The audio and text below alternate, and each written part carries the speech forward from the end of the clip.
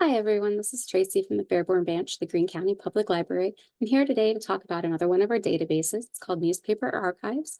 Hopefully this quick little tutorial will give you some ideas of how to better use this database and how to get the information you want off of it. So let's go ahead and jump in. Now, I know the PDF looks super long again, but remember it's a bunch of screenshots that you don't necessarily have a ton of information on. It just shows you where icons are on the web page. So let's go ahead and get started. I'm going to share my screen with you.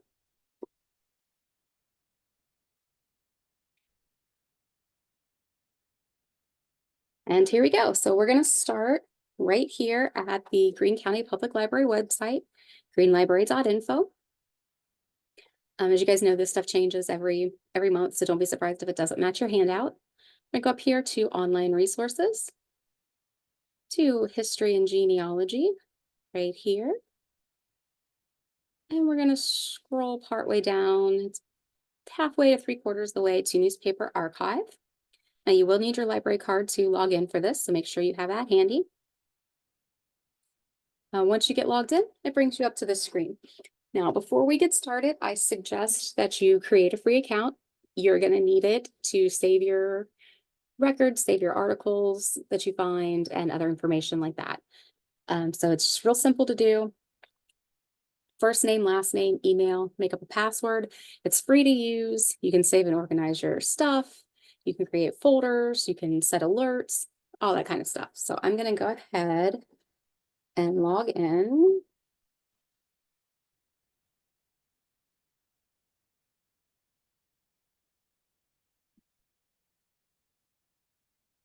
All right, so I'm logged in. Now back to the home page. So it's pretty easy to start with. There's a few sections. We're going to start up here at the top and kind of just go through what all the parts of the screen are, what each search looks like, and how do you use them. So we're going to start by browse location.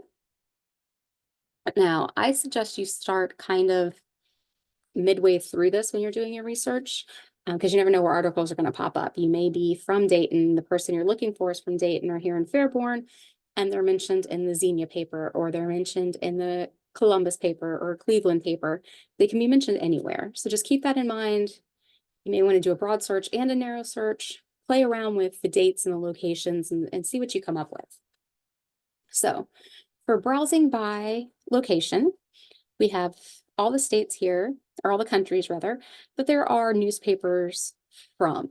Now, this does not mean this is an all-inclusive list. This is just who has newspapers here. There may only be one from one place in the Bahamas, or one newspaper with one entry from Denmark. There could be hundreds and thousands. You just don't know until you get in and play with it. So we're going to start with the United States. We're going to go to Ohio. And we're going to go to Dayton. So here's a list of all of the papers in Dayton that we have access to through this database. This is not an all-inclusive list of every paper that was ever published in the city of Dayton, Ohio. This is who is in this database. So you see there's no Dayton Daily News here. That's a big paper in Dayton. It's the current paper. We don't have access to it through Newspaper Archives. So if it's not listed here, you're not going to find it here. Okay, so once you get to this part, then you can search within it for who you're looking for. First name, last name, or if you're looking for something specific, like the tornado in Xenia or championship basketball teams, any of those types of things. Okay, so the next step is browse by date.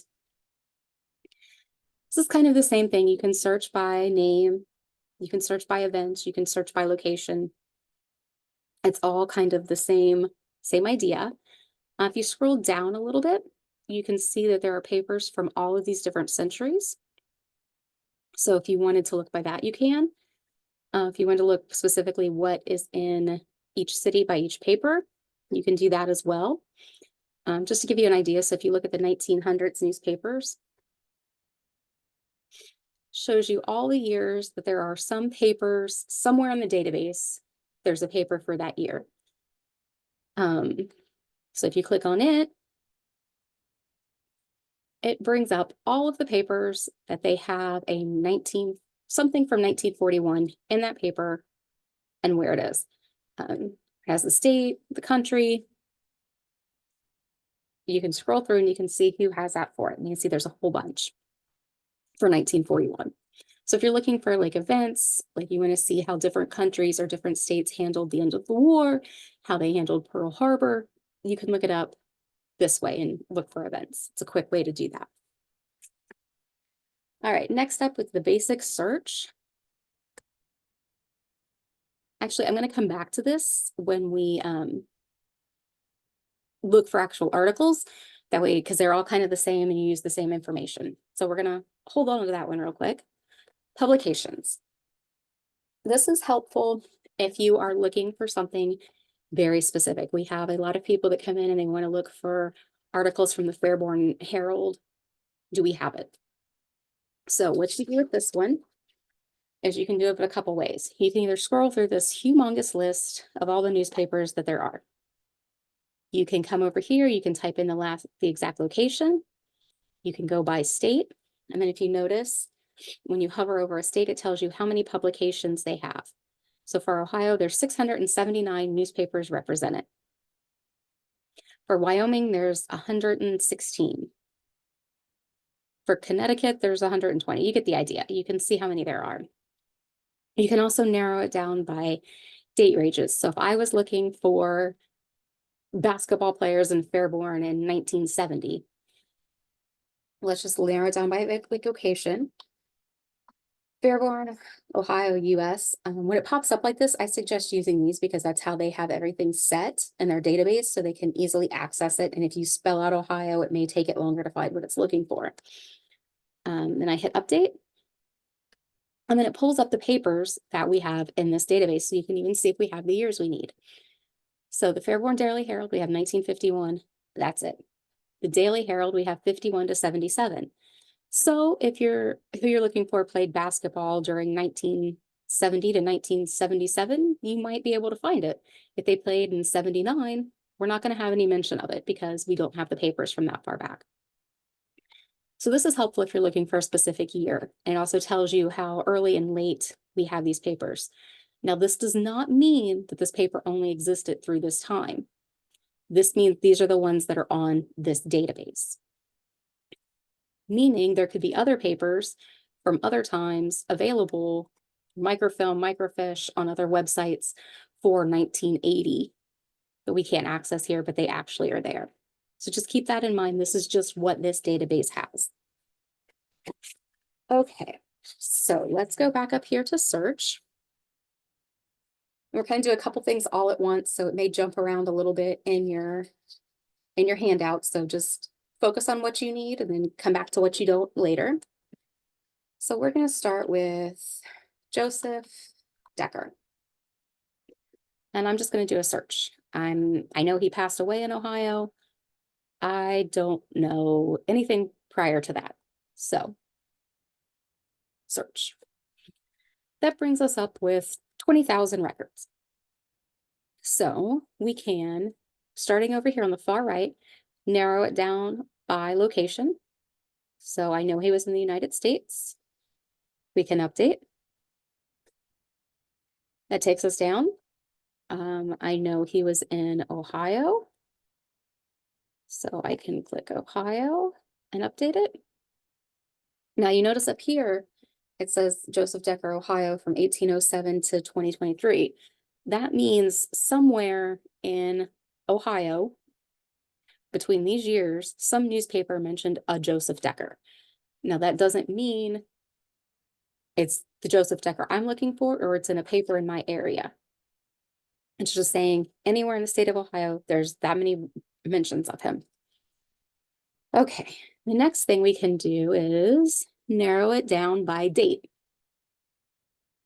So I'm going to slide this up to 1807 because that's the first mention of one. And I'm going to do, actually I have some dates here, 1948 to 1978. And I found out my information that he is in Middletown, Ohio. And I'm going to update these. That takes us down to 17 records. Much more manageable. So let's go. And what we can do is we can sort them by relevancy or we can sort them by date. Either one. I'm going to try to find the one that I found when I did the workshop or when I did your guys' handouts. So let me.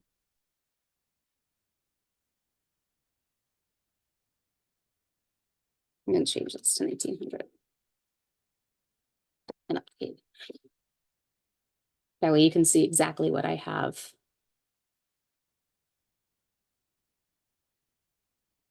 Okay.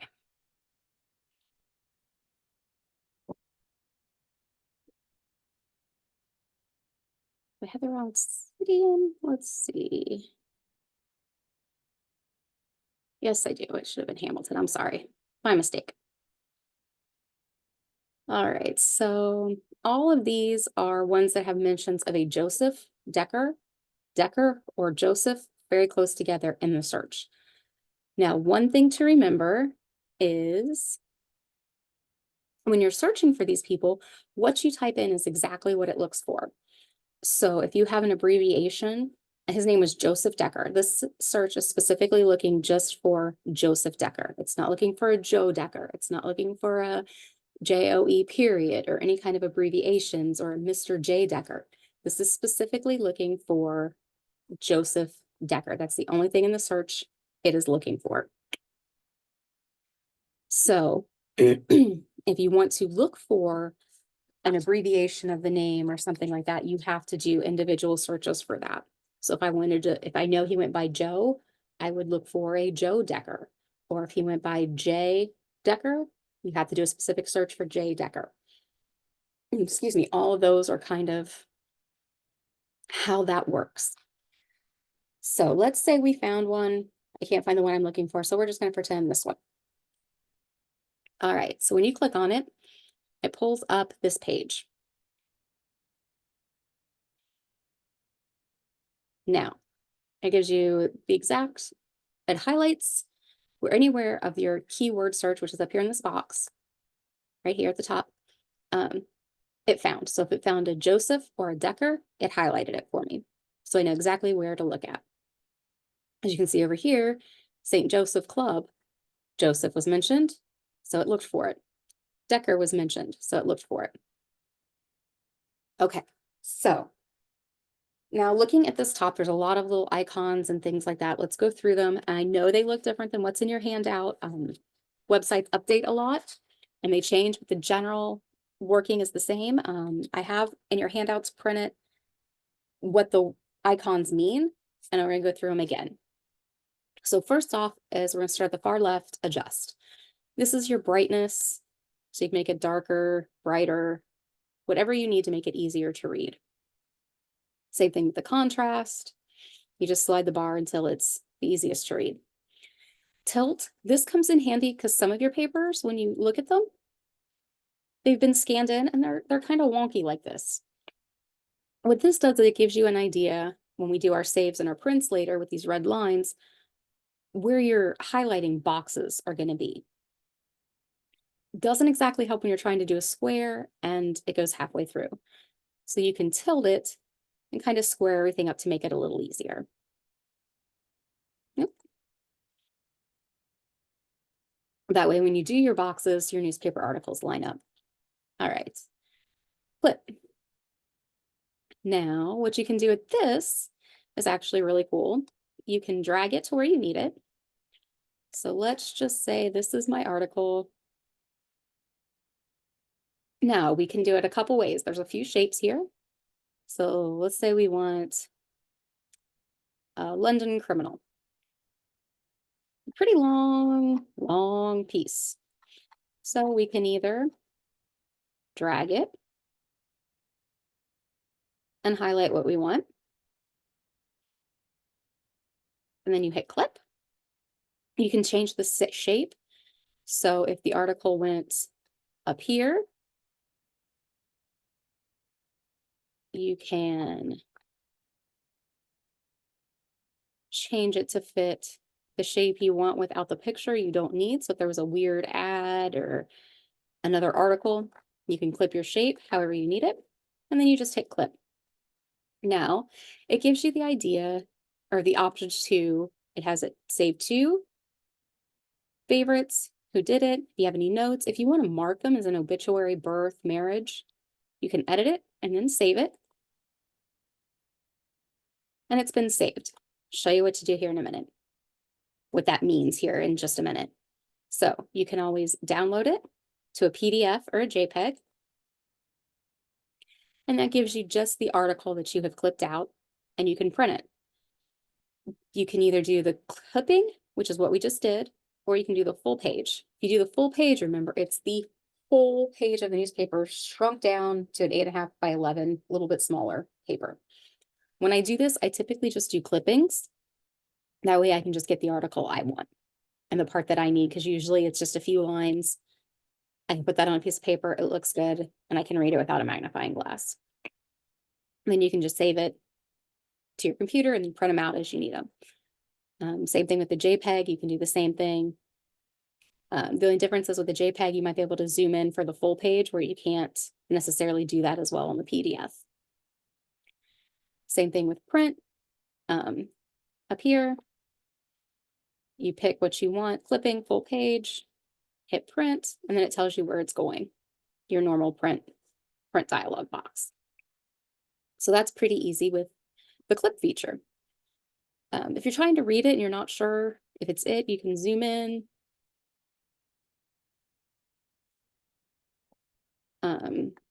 So it's easier to read. You can zoom out. This lets you, these forward and backwards, lets you flip through the page of the newspaper. So there's 8 pages of this newspaper.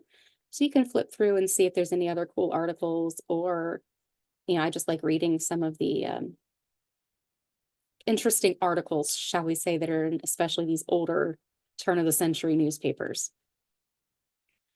You can have a search here. So if you wanted to look at probate, anything on probate, you just do it, you hit search, and it'll pull up whatever it finds. Saving it, you can save it to as a PDF, a JPEG, or to your favorites. Printing, it's the same thing we looked at a minute ago. Or you can share it. You can share it to Facebook, Twitter, or an email. And then you have everything shared to who needs it. So the next few pages of your handout talk about sharing and printing and rotating and all that. And I want to show you guys, when you do save it, what happens. So we already created our accounts. We go up here to my account, and we have favorite pages. So these are all the ones that I have saved. So you can create folders, and then in the folders, you can put what you want. There's the article that we saved.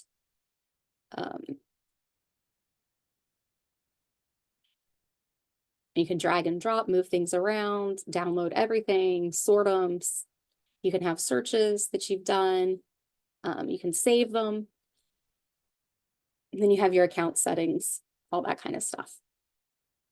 But this lets you help keep things organized. You can sort them by when you did them, what type they were. You can sort them by what they were. Remember, we could put in marriage, death, obituary.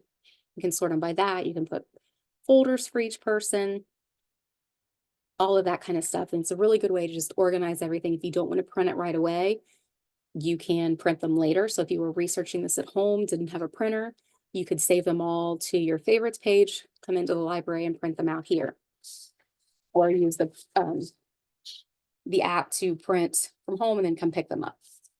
Either way, it's your choice. Just a really, really fun thing to play around with. It takes some getting used to and playing around with. Like I said, the biggest thing that I have found is keeping this browse thing to like different state, to the state level, unless you're like at a border county or a border city where you might be in different states for different things.